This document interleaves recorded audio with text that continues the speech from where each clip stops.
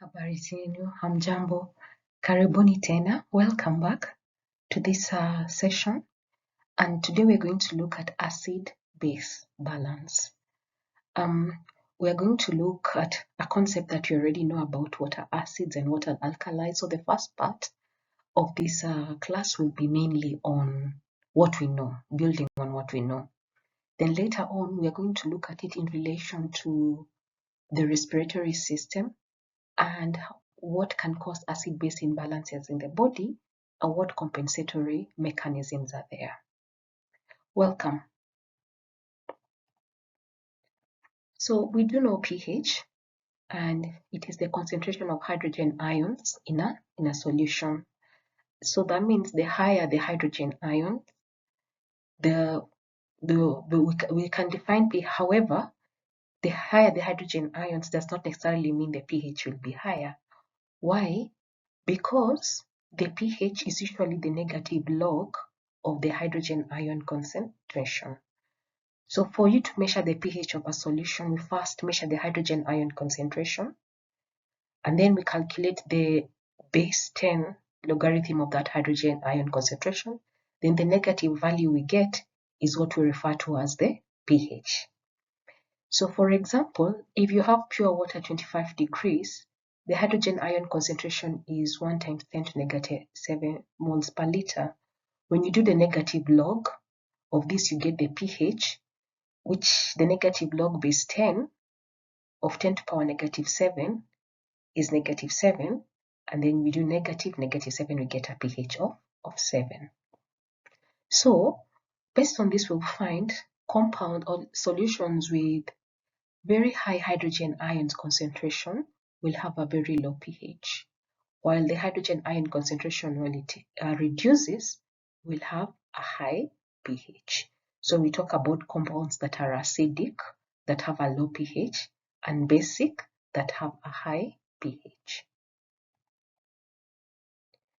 So we can try this example. If you are given a solution and you know the hydrogen ion concentration, using this equation, pH is equals to the negative log of the hydrogen ion concentration, you can be able to determine what is the pH of the solution. For example, if you have a solution whose hydrogen ion concentration is 3.2 times 10 to power negative 4 moles per liter, using that equation, we can easily determine the pH. Can you try this one? What is the pH of a solution whose hydrogen ion concentration is 8.0 times 10 to power negative 2 moles per liter? Can you take a moment and try it out? You can pause and try it out and see if you can be able to calculate the pH of this particular solution.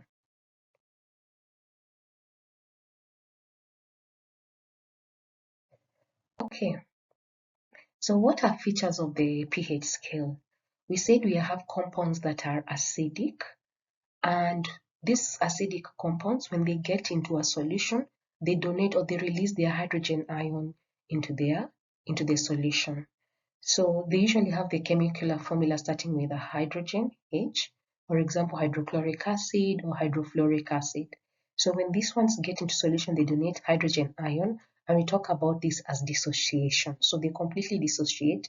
The hydrogen ions dissociate from the chloride ions, and so in the solution, we'll have the hydrogen ions and the chloride ions existing as separate entities. So these are the compounds that have very low pH.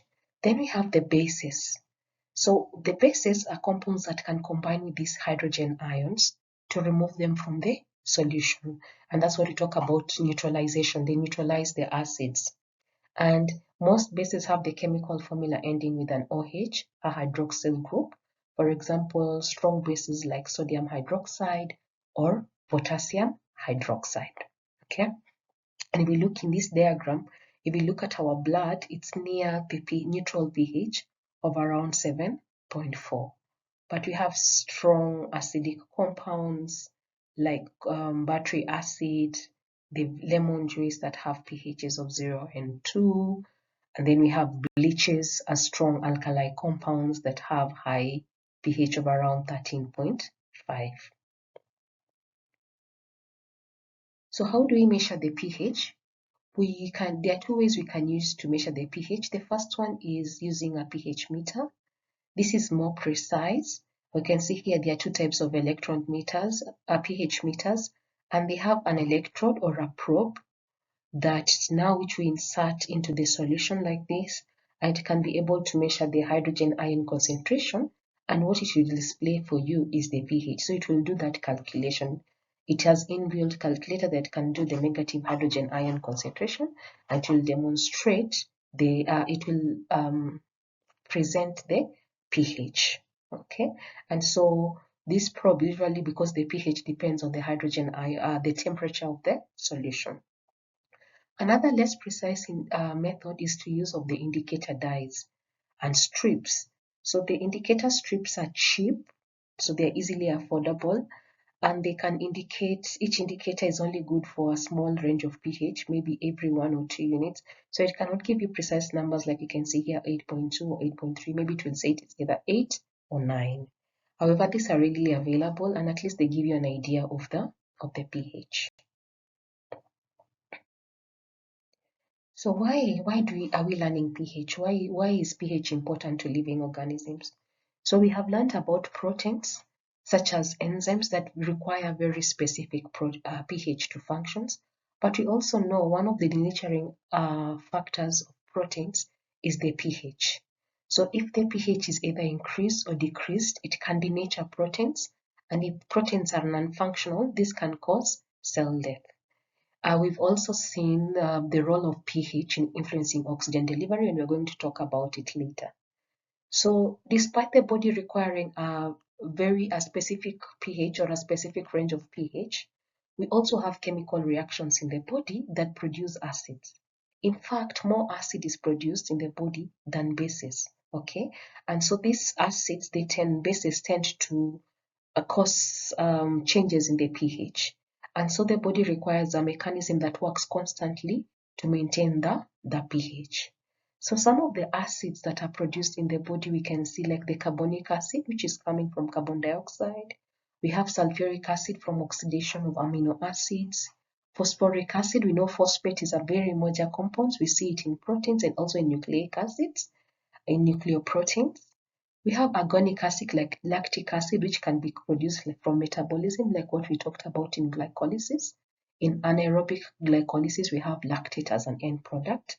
And also iatrogenic, mainly from drugs or medicines, such as ammonium chloride and mandelic acids, all contribute to the acids in the body.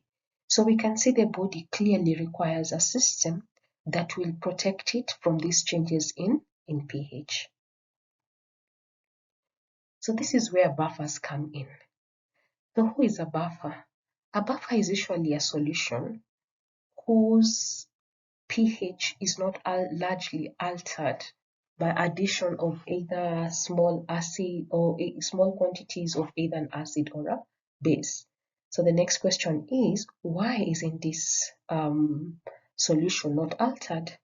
If we look at acids, one of the properties we have seen about buffers is that most buffers are weak acids. What does that mean? Earlier on, we talked about acids. We said an acid is one that when we put in solution, it will dissociate. The hydrogen ion will dissociate from the chloride ion, for example. So you can see this is what happens to a very strong acid. We have complete dissociation of the hydrochloric acid into hydrogen ion and chloride ions. However, a weak acid does not fully dissociate. We have partial dissociation. So we'll have some of the acid that will remain as an acid, while some of it will dissociate into the hydrogen ion and its base. So whatever remains, when we have the hydrogen ion, we have in a weak acid solution, we'll have a mixture of the weak acid here and its conjugate base. Okay, so there's a mixture of two because the weak acid does not fully dissociate.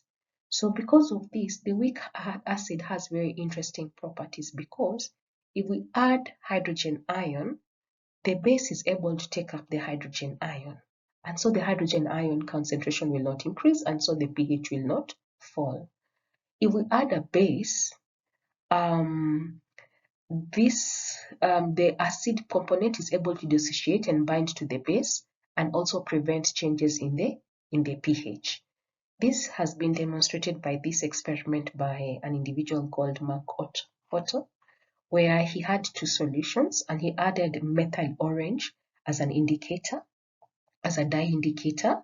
Okay, so we have the first solution here is unbuffered solution, maybe distilled water with methyl orange, and then this is a buffer with pH of to 8.0 and with methyl orange.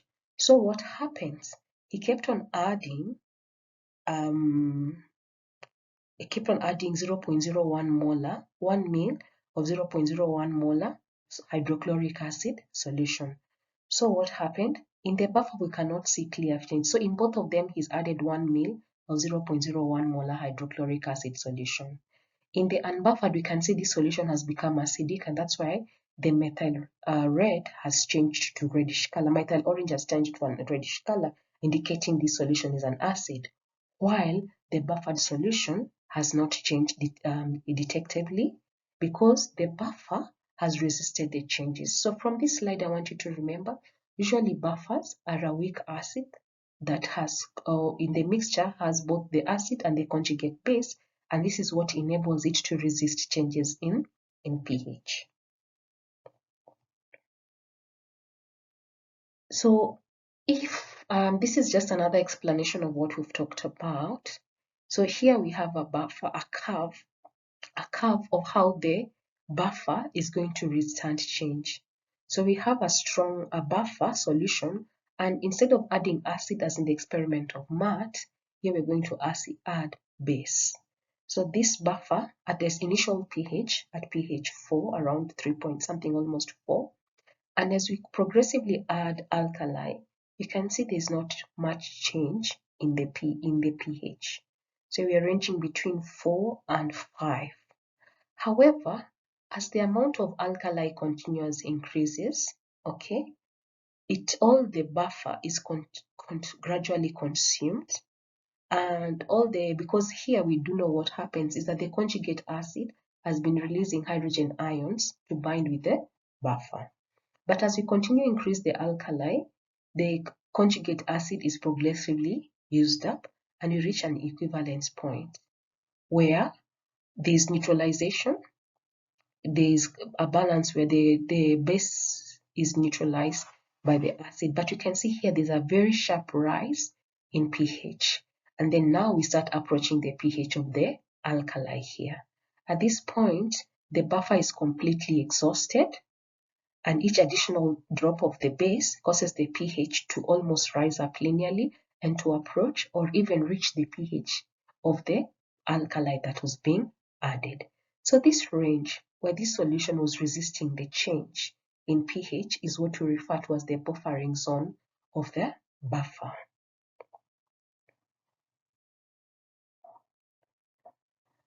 So for each weak acid, we have said it partially dissociates. So it will have a mixture of the conjugate acid and the weak acid and the conjugate base. So each acid has what we refer to as a dissociation constant.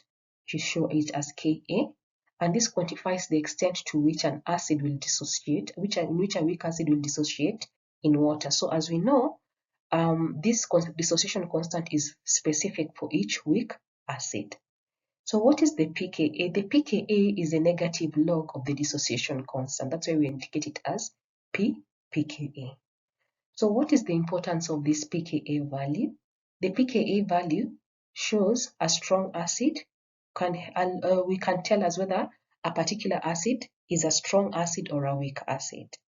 So strong acids usually have a very low pKa, meaning they will dissociate completely in solution, while weak acids have a higher pKa, meaning they are less likely to dissociate into their acid and their conjugate bases, and so in solution they'll have mixtures of both.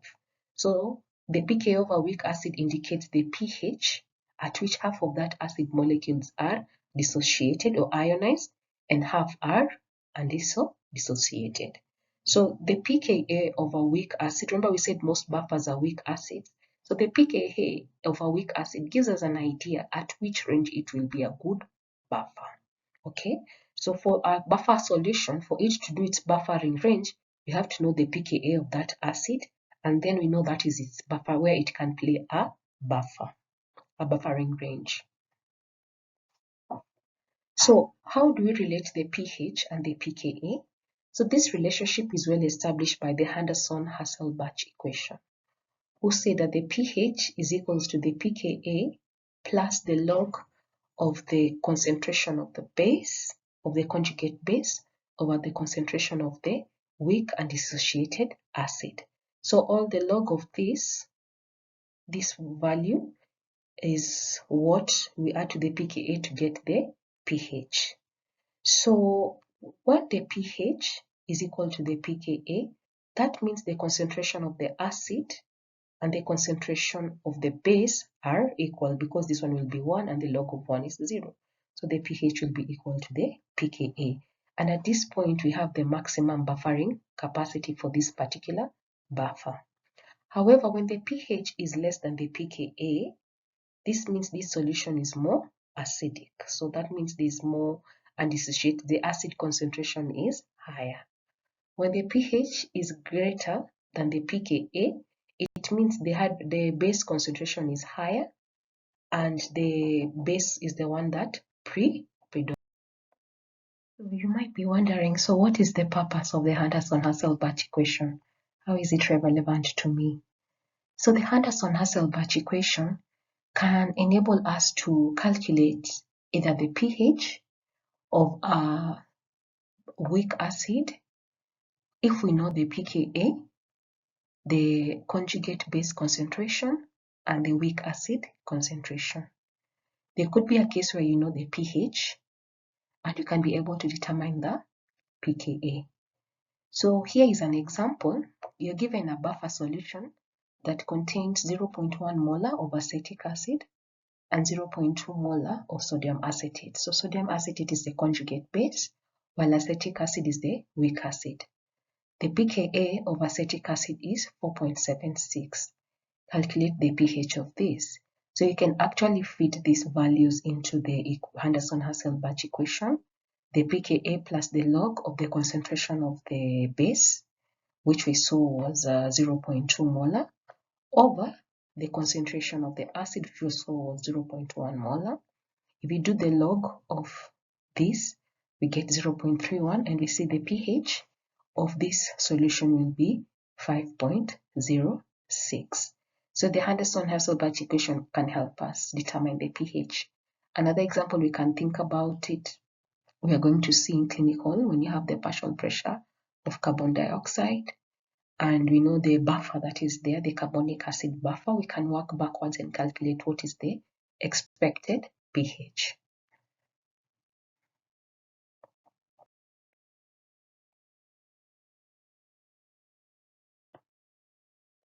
So can you try this? In a laboratory setting, you're preparing a buffer solution for an enzyme activity experiment. The enzyme function optimally at a pH of around 7.4. So you decide to prepare a phosphate buffer. You mix 0.05 molar of sodium dihydrogen phosphate, which acts as the weak acid, and 0.03 molar of disodium hydrogen phosphate, which acts as the conjugate base. And the pKa is this. Can you take a moment and calculate the pH of this prepared buffered solution? You can pause the video and try it out. So you already have the Henderson-Hasselbalch equation. pH is equals to the pKa plus the log of the base, conjugate base, concentration of the conjugate base over concentration of the conjugate acid. I hope you'll get the answer of 6.9. So this is our expected pH of the buffered solution. Take some time and work it out and practice the Henderson-Hasselbalch equation. So which are the buffers in the human body? As we had mentioned, we do have buffers which can help overcome the changes in pH. So as we know, the body requires a tightly regulated pH ranging between 7.35 to 7.45 for optimal cellular activity, for protein and enzyme activity, and also metabolic processes. So the buffers, they help to minimize this rapid change because, as we said, buffers are conjugate, are weak acids, okay? And so they help us to minimize changes in pH, as we have seen from different causes, such as carbon dioxide, lactic acid, and other metabolic acids like ketone bodies. So we can think of these buffers in two ways. We have the first line of defense and the second line of defense. And the first line of defense is predominated by chemical buffer system, like the bicarbonate buffer system, phosphate buffer, and protein buffer system. While the second line of defense has respiratory mechanisms and renal mechanisms. So if we look at this, the frontline defense mechanisms, as we've said, are the buffer systems, but we can also think about the respiratory system here because it involves either expiration of carbon dioxide or inspiration of carbon dioxide. So this can regulate the pH in a moment to moment. However, the second line of defense is mainly the kidneys. These take a bit longer to come in, and their mechanism, we're going to look at it in a short while. A third factor we can think about it is the dilution factor. So whatever acid is taken in or is introduced in the body is diluted because it's released in the blood volume, which in the blood or all the extracellular fluid volume, which is much higher and causes dilution of the acid. So it might appear like a lot of acid, but because of the dilution factor, it's small, and so this helps to make sure the effect of either the acid or the base that is added is not very high. Of course, this coupled with the buffering systems. Let's look at these buffering systems. So the first one is the bicarbonate buffer system. So this buffer is located in the extracellular fluid and predominantly operates in the blood plasma and in the interstitial fluid. So its components are the weak acid, carbonic acid, and its conjugate base, bicarbonate ion. Okay, so how does this come from? So the carbonic acid can easily be formed by dilution of carbon dioxide combining in water to form catalyzed by carbonic anhydrase forms carbonic acid. Then this carbonic acid now dissociates into the bicarbonate ion and the free hydrogen ion. So depending in high pH, when the hydrogen ion concentration is high, here it will combine with bicarbonate ions, okay, and it will form carbonic acid, and then this one will dissociate to carbon dioxide, and this carbon dioxide can now be excreted out in the lungs. So this will reduce the hydrogen ion concentration.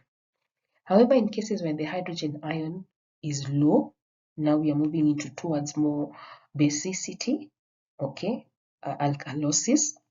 What will happen is that the carbonic acid will dissociate and release its hydrogen ion, and this in turn will lower the pH. So carbonic acid is the bicarbonate buffer system is a very important buffer system, and you can see its very close relationship with the lungs because carbon dioxide, which is the product of oxidation of fuels, can combine with water to form carbonic acid, which plays a major role in the buffering system. So the carbonic acid buffer system functions almost instantaneously, as I'd mentioned, and it's considered as a first-line buffering system. So we know there's continuous production of carbon dioxide from metabolism of tissue, and this carbon dioxide can diffuse into the surrounding tissues and into the blood. So where does this carbon dioxide go? We know it's expired out of the lungs, but how does it get here? So we have like 5 to 8% of the carbon dioxide being dissolved in plasma. And then we have a small amount of the carbon dioxide combined directly with the hemoglobin to form carb hemoglobin. Okay, so this carbon dioxide that dissolves is the one that influences the blood pH of around 7.4. So despite this carbon dioxide coming out of the cells into the blood pH does not change from its range of around 7.4. How is this maintained?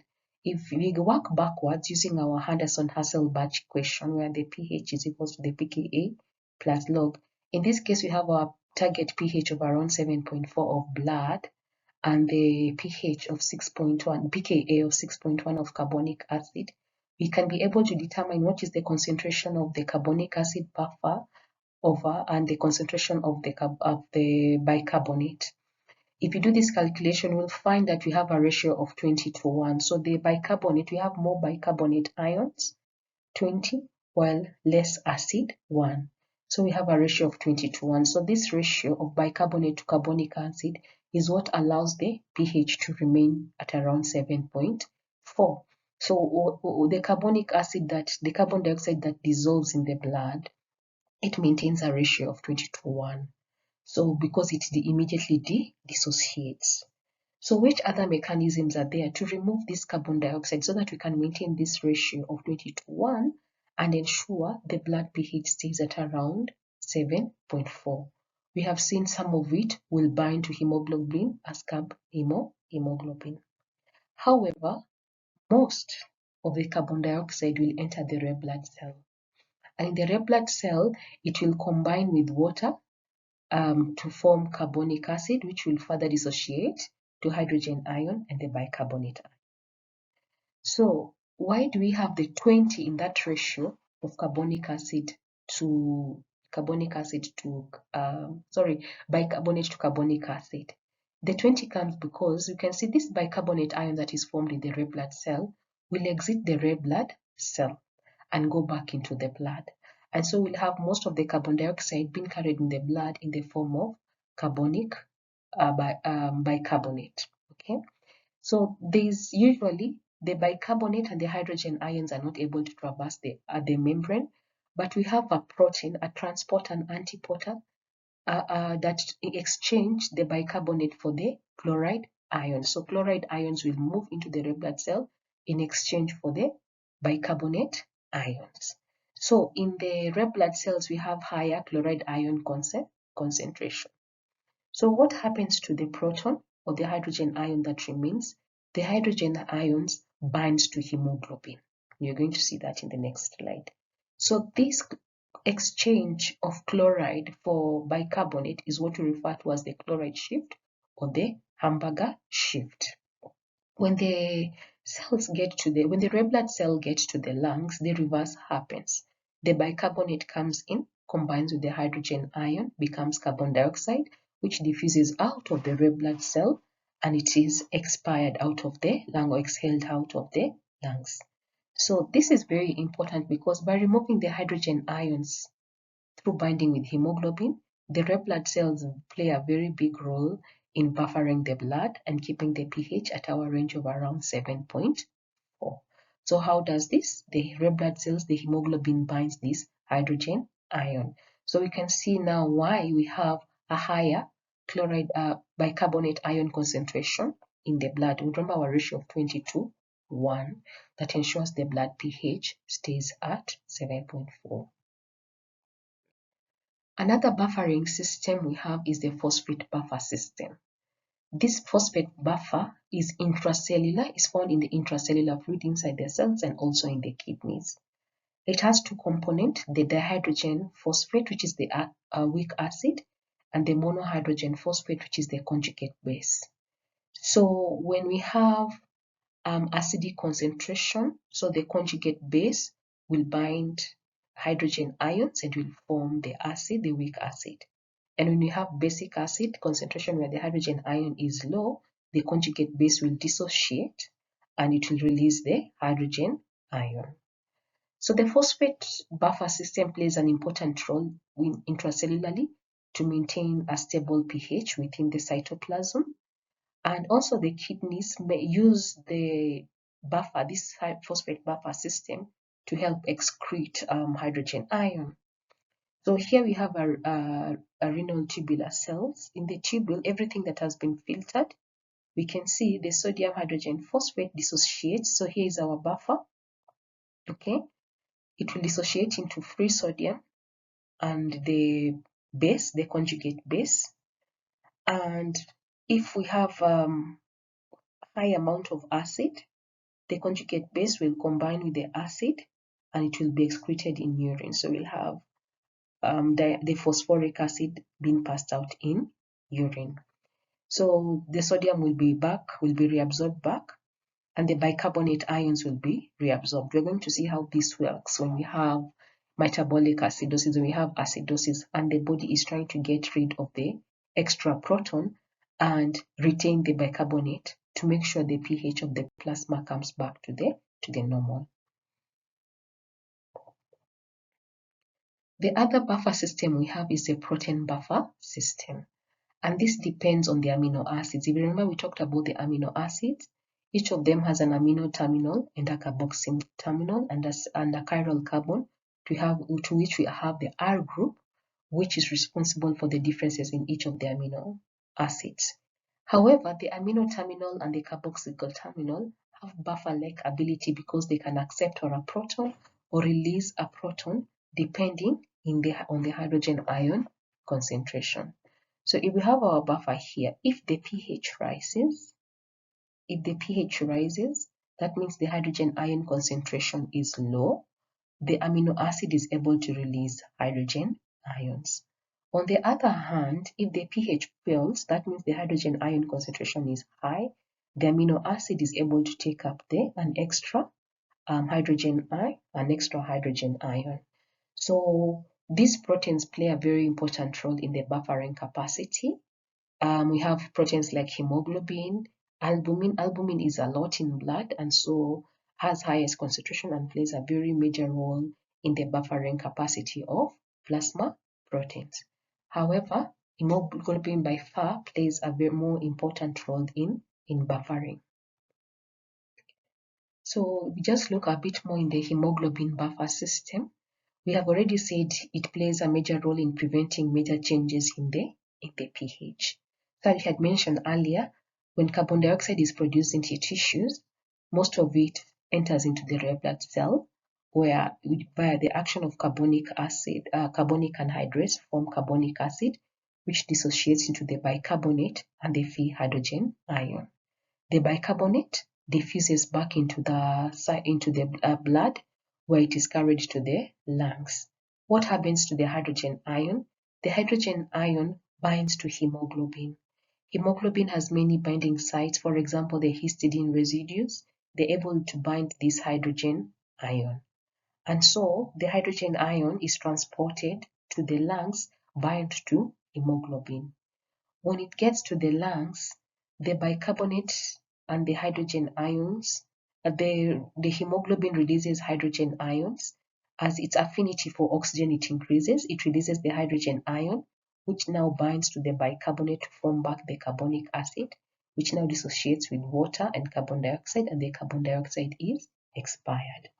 So the deoxygenated hemoglobin has a high affinity for the proton or for the hydrogen ions, and this plays a major role in preventing a drop in the pH. So we have moved from the buffer system. So we look at the second line. What is the role of the lungs and the role of the kidneys in maintaining the pH. So as we had mentioned earlier, the respiratory system can adjust the pH within minutes. And we know there's a lot of carbon dioxide that is produced from cellular metabolism, and we have seen it dissolves in blood to form carbonic acid, and the carbonic acid is carried in the form of either bicarbonate and hydrogen ions, and the lungs exhales there. When it gets to the lungs, they associate back and the carbon dioxide is exhaled from the lungs, and this plays a very big role in stabilizing the pH. So that means exhaling the carbon dioxide by the lungs helps to stabilize the pH. So, for example, if we see there's acidosis like shown in this diagram, the hydrogen ion concentration increases. So what happens? When the hydrogen ion concentration increases, it will stimulate the brainstem. That means we are a bit acidic. The brainstem center will be stimulated, and this will cause an increase in the respiration rate. That means we are going to breathe out carbon dioxide. The rate of excretion of carbon dioxide will increase, and this will move the reaction backwards by reducing the hydrogen ion concentration. Also, the hydrogen ion concentration, the pH, will also stimulate the kidneys to increase the rate of excretion of the hydrogen ion. So both the kidneys and the lungs function to reduce the hydrogen ion concentration. However, the lungs, as we said, works much faster. In the other turn, in alkalosis, the respiratory rate will decrease so that we can retain carbon dioxide, which this will increase the hydrogen ion concentration.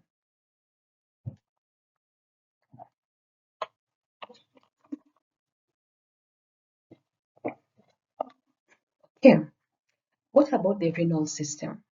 So the renal system, unlike the lungs, does maintenance long-term acid-base levels, and it does this by regulating the plasma levels or the blood levels of the bicarbonate ion and the hydrogen ion.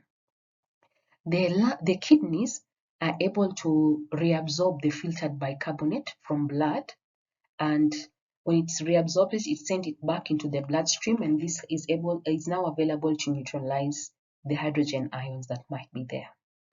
The kidneys also are able to excrete hydrogen ion into the urine, mainly in the form of ammonia or as part of the phosphate buffer, as we saw in phosphoric acid, and this helps to reduce the hydrogen ion concentration in the blood and maintain the pH. And this is very interesting. When we have acidic situations, for every hydrogen ion that is excreted, a bicarbonate ion is generated and pumped back into the bloodstream.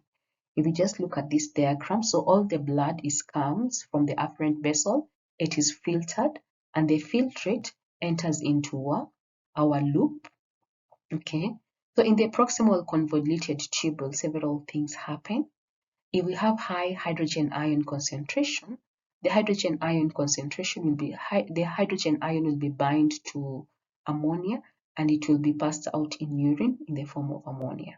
Okay, if we have still another way, we have high hydrogen ion concentration, it will bind to phosphate, to give us phosphoric acid, which can also be excreted in the urine. So the tubular filtrate, as it's being passed on, other mechanisms can occur in the tubule before we reach. We have reabsorption of the bicarbonate ion. Okay, in the distal tubule, we have reabsorption of the bicarbonate ion, and so by the time the urine is reaching out in the collecting duct, it will have higher concentration of ammonia and phosphoric acid and low concentration of bicarbonate ion. So the urine will be very acidic. So all these are mechanisms that the kidney uses to get rid of the high proton. So despite these mechanisms of buffers and the lungs and the kidney, sometimes we have disorders of acid-base imbalance that occur. And we can classify them into four main causes. The acidosis can be either metabolic or respiratory, or the alkalosis can be either metabolic or respiratory. So when the pH is lower than 7.37, we talk about acidosis. When it is higher than 7.44, we talk about alkalosis. So in metabolic acidosis, usually the pH of blood has reduced, but it's not because of respiratory causes, it's because of metabolic causes. A good example is if the lactic acid concentration of blood increases. So because it's an acid, the hydrogen ion concentration will increase, and so the pH will go down, and we'll refer to this as metabolic acidosis.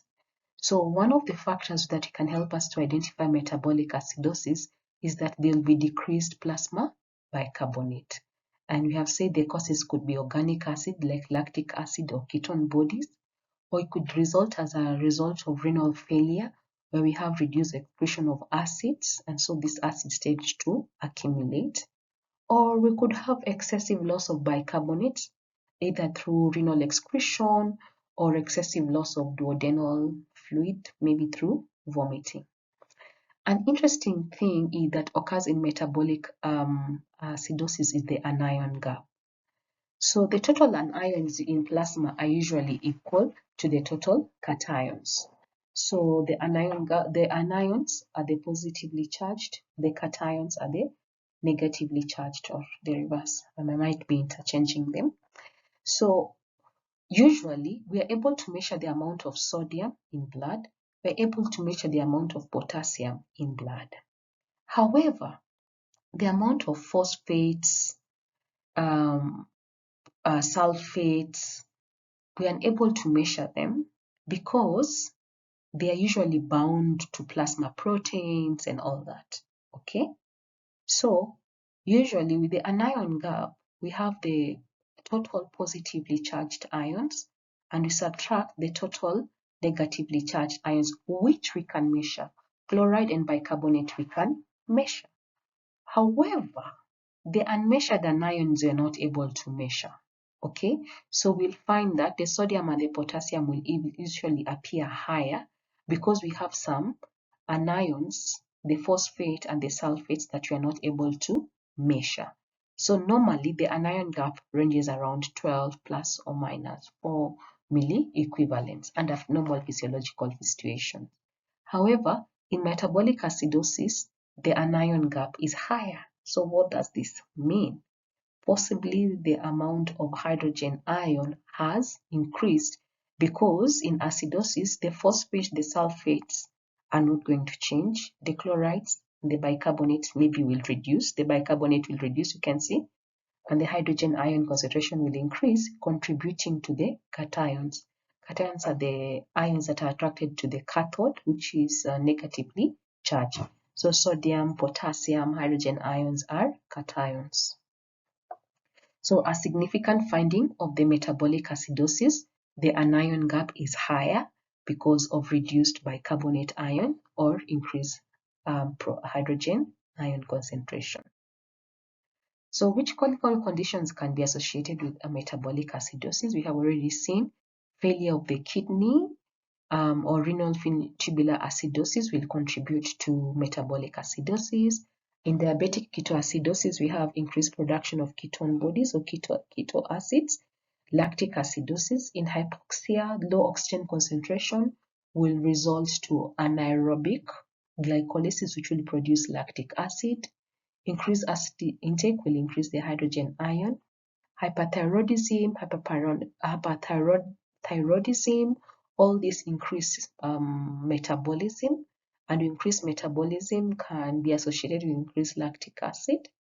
And carbonic anhydrase inhibitors will inhibit the activity of carbonic anhydrase. And salicylate acidosis. This is salicylic acid. So all these contribute to metabolic acidosis. And of course, at the beginning, the body has compensatory mechanisms in either the respiratory or the renal system. So a respiratory acidosis is characterized by accumulation of carbon dioxide. And if a carbon dioxide accumulates, we'll have a rise in the partial pressure of carbon dioxide. And when we have a rise in partial pressure of carbon dioxide, we'll have a decrease in bicarbonate ion concentration, and the pH will also decrease because it's becoming more acidic. It might result from central depression of the respiration, so the lungs are not breathing very well, or there's a disease of the lungs like asthma or COPD or chronic obstructive pulmonary disease that's preventing ventilation of the lungs. So the plasma potassium concentration may increase because of its competition with hydrogen ion for the sodium hydrogen pump exchange. Okay, so remember, because the hydrogen ion concentration is increasing, sodium is being exchanged with potassium. So we're increasing sodium in exchange for potassium. We are pumping in sodium, pumping out hydrogen in the kidneys. And so because now we have to reduce the sodium concentration, what will happen? The kidneys will in turn pump out sodium in exchange for potassium. So we'll see both hydrogen and potassium will be excreted, and this will be the reason that we'll have reduced potassium concentration. Another factor is that in respiratory acidosis, the plasma chloride concentration may also decrease because of the chloride shift. Okay, we have seen in the chloride shift, the proton will be, the bicarbonate will be exchanged. Okay, and so in this case, because the hydrogen ion concentration is high, will have a lot of chloride we try to increase the bicarbonate concentration. Another feature is that urine will be more acidic than usual.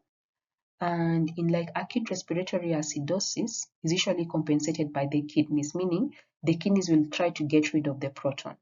However, we have chronic respiratory acidosis like maybe COPD, the kidneys may fail. So usually the best management of respiratory acidosis is to manage the cause of that acidosis. Some causes of the respiratory acidosis, we can have barbiturates or narcotic overdose. This interfere with the respiratory center.